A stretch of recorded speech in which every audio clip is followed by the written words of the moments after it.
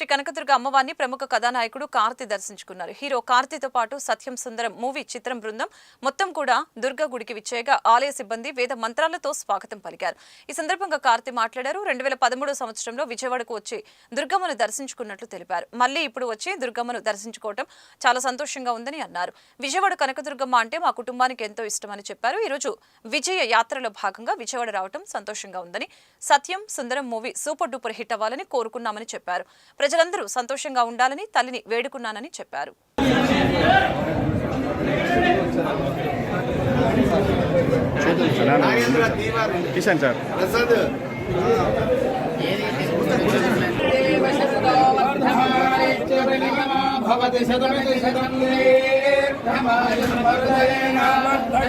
శతమేనమేవ శతాత్మానం భవతి శతమానందం భవతి శతమైశ్వర్యం భవతి శతమితి శతం ఆయుష్ట అగ్నే హవిషో దుషానో ఘృత ప్రతీకో ఘృతయో నిరేధి ఘృతం వేత్వా మధుజా ఋతవ్యం పితేవ పుత్రమభిరక్షదాది పశ్యతి పుత్రం